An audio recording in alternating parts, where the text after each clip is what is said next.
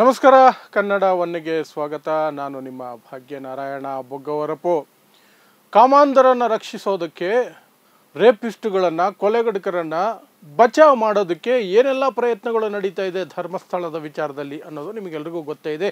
ಹೇಗಾದರೂ ಮಾಡಿ SIT ತನಿಖೆಯನ್ನು ತಪ್ಪಿಸ್ಬಿಡಬೇಕು, ನ್ಯಾಯ ಸಿಗಬಾರ್ದು, ಸತ್ಯ ಹೊರಗೆ ಬರಬಾರ್ದು. ಅದಕ್ಕೆ ಏನು ಮಾಡಬಹುದು, ಏನೆಲ್ಲ ಮಾಡಲು ಸಾಧ್ಯನೋ ಅದನ್ನು ಮೇನ್ ಸ್ಟ್ರೀಮ್ ಮೀಡಿಯಾ ಮಾಡ್ತಾ ಇದೆ. ಅದರಲ್ಲೂ ವಿಶೇಷವಾಗಿ ಕೆಲವು ಚಾನಲ್ಗಳು ಮಾನ ಮರ್ಯಾದೆ ಬಿಟ್ಟು ಮಾಡ್ತಾ ಇದ್ದಾವೆ. ಅವುಗಳ ಪಟ್ಟಿಯಲ್ಲಿ ಅಜಿತ್ ಹನುಮಕ್ಕನವರನ್ನ ಅಥವಾ ಅವನ ಸಂಪಾದಕತ್ವದಲ್ಲಿರುವಂತಹ ಸುವರ್ಣ ನ್ಯೂಸ್ ಸಹ ಮಾಡ್ತಾ ಇದೆ.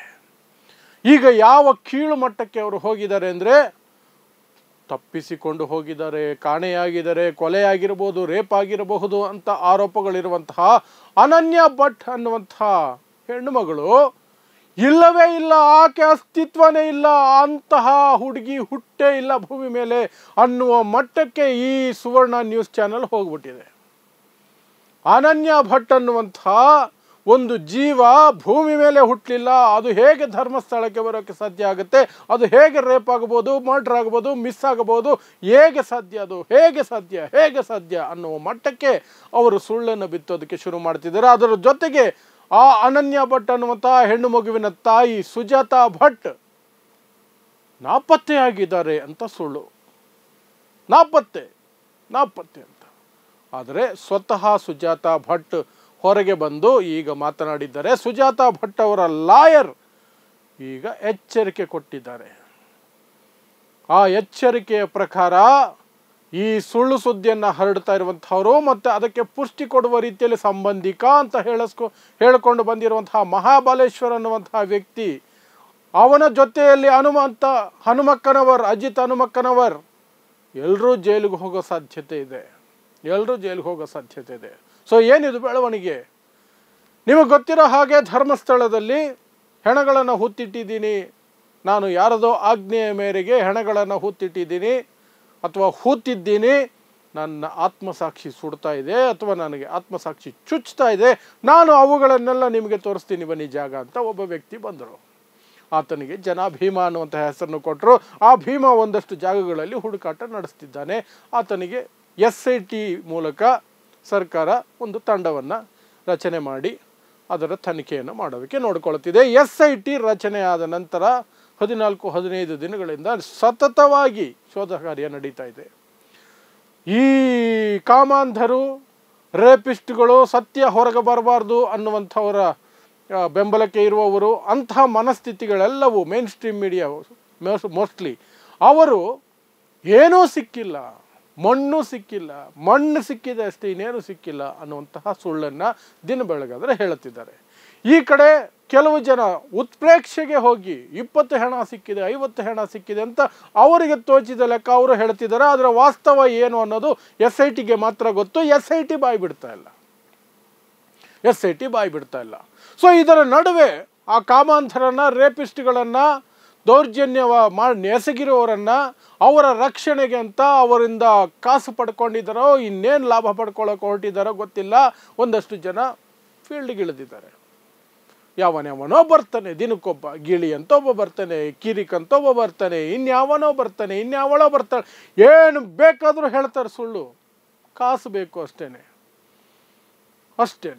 ಅಂತಹ ಸುಳ್ಳುಗಳ ಪೈಕಿ ಸುವರ್ಣ ನ್ಯೂಸ್ ಹೇಳಿರುವಂತಹ ಸುಳ್ಳಿದೆಯಲ್ಲ, ಅನನ್ಯ ಭಟ್ ತಾಯಿ ಸುಜಾತಾ ಭಟ್ ಕಂಪ್ಲೇಂಟ್ ಕೊಟ್ಟ ನಂತರ ನಾಪತ್ತೆಯಾಗಿದ್ದಾರೆ ಅಂತ ಸ್ವತಃ ಅವರೇ ಬಂದಿದ್ದಾರೆ. ಈಗ ಸುಜಾತಾ ಭಟ್ಟೆ ಮುಂದೆ ಬಂದಿದ್ದಾರೆ, ನಾನೆಲ್ಲಿ ನಾಪತ್ತೆಯಾಗಿದ್ದೀನಿ, ಇಲ್ಲೇ ಇದ್ದೀನಲ್ಲ ಅಂತ.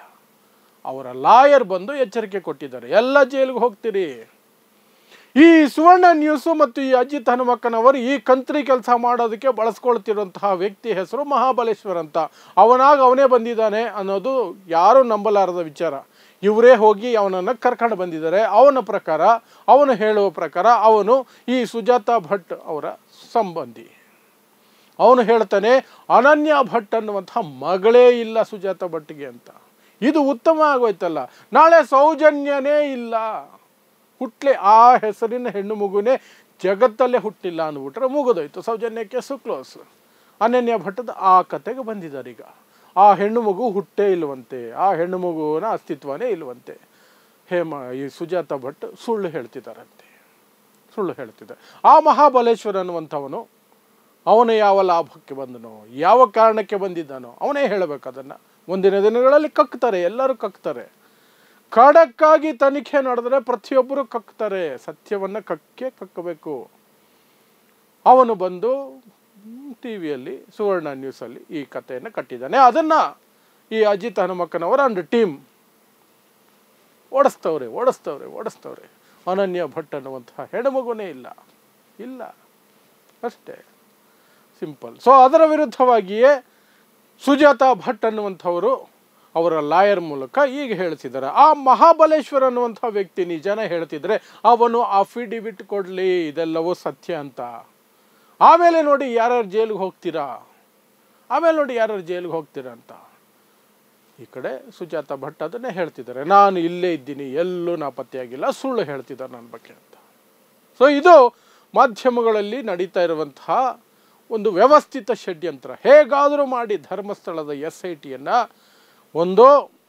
ಅದು ಕಂಪ್ಲೀಟ್ ರಾಂಗ್ ಅಂತ ಜನರ ಮನಸ್ಸಲ್ಲಿ ಬಿಂಬಿಸಬೇಕು. ಇನ್ನೊಂದು ಕಾಮಾಂಧರನ್ನ, ರೇಪಿಸ್ಟ್ಗಳನ್ನು, ಕೊಲೆಗಡಕರನ್ನು ರಕ್ಷಣೆ ಮಾಡಬೇಕು. ಆ ಮೂಲಕ ಅಲ್ಲಿ ನಡೆದಿರುವಂತಹ ಯಾವುದೇ ಕೃತ್ಯಗಳಿಗೂ ನ್ಯಾಯ ಸಿಗಬಾರ್ದು. ಹೇಗೆ ಹೆಣಗಳು ಮಣ್ಣಾಗಿ ಹೋದವೋ ನ್ಯಾಯವೂ ಸಹ ಮಣ್ಣಾಗಿ ಹೋಗಲಿ ಅಂತ ಇವರ ಉದ್ದೇಶ. ಅದರ ಪ್ರಯತ್ನ ನಡೀತಾ ಇದೆ.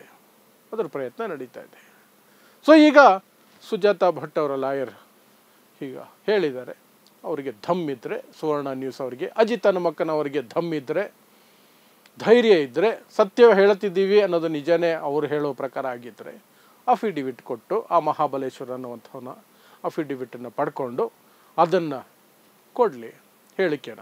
ಆಮೇಲೆ ಗೊತ್ತಾಗತ್ತೆ ಸತ್ಯ ಯಾವುದು ಸುಳ್ಳು ಯಾವುದು ಅಂತ, ಆಮೇಲೆ ಗೊತ್ತಾಗತ್ತೆ. ಸೊ ಇದಿಷ್ಟು ಧರ್ಮಸ್ಥಳದಲ್ಲಿ ನಡೀತಾ ಇರುವ ವಿಚಾರಕ್ಕೆ ಸಂಬಂಧಪಟ್ಟಂತೆ. ಅದರಲ್ಲೂ ವಿಶೇಷವಾಗಿ ಅನನ್ಯ ಭಟ್ ವಿಚಾರವಾಗಿ ಇಂತಹ ಷಡ್ಯಂತ್ರ ಒಂದು ನಡೀತಾ ಇರೋದರ ಸುದ್ದಿ. ಇನ್ನು ಅಲ್ಲಿ ನಡೀತಾ ಇರುವಂತಹ ಶೋಧ ಕಾರ್ಯದ ಬಗ್ಗೆ SIT ಮಾಹಿತಿಯನ್ನು ಕೊಡ್ತಾನೇ ಇಲ್ಲ. 13ನೇ ಪಾಯಿಂಟ್ನಲ್ಲಿಯೂ ಕೂಡ ಶೋಧ ಕಾರ್ಯ ಮುಗಿದಿದೆ. ಈಗಲಾದರೂ ನಾಳೆ ಆದರೂ ಅಟ್ಲೀಸ್ಟ್ SIT ಅವರು ಒಂದು ಪ್ರೆಸ್ ಕಾನ್ಫರೆನ್ಸು ಅಥವಾ ಪತ್ರಿಕಾ ಹೇಳಿಕೆ ಕೊಟ್ಟು ಎಷ್ಟು ವಿವರಗಳು ತನಿಖೆಗೆ ಅಡ್ಡಿಯಾಗದಂತೆ, ಮಾಹಿತಿ ಸೋರಿಕೆಯಾಗದಂತೆ ಯಾವೆಲ್ಲ ವಿವರಗಳನ್ನು ಜನರಿಗೆ ಕೊಟ್ಟು ಜನರಲ್ಲಿ ಒಂದು ನಂಬಿಕೆಯನ್ನು ಮೂಡಿಸ್ಬೇಕು ಏನು ನಡೀತಿದೆ ತನಿಖೆಯಲ್ಲಿ ಅಂತ.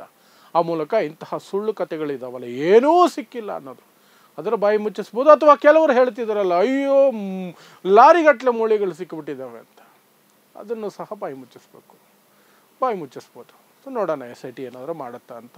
ಏನಾದರೂ ಮಾಡಿದ್ರೆ ನಿಮ್ಮ ಮುಂದೆ ಇಡುವಂತಹ ವಿವರಗಳನ್ನು ನಿಮ್ಮ ಮುಂದೆ ಇಡುವಂತಹ ಪ್ರಯತ್ನವನ್ನು ಮಾಡ್ತೀನಿ. ಸೊ ನೋಡ್ತಾ ಇರಿ ಸಮಾಜಕ್ಕಾಗಿ ಕನ್ನಡ 1 ನ್ಯೂಸ್. ನಮಸ್ಕಾರ.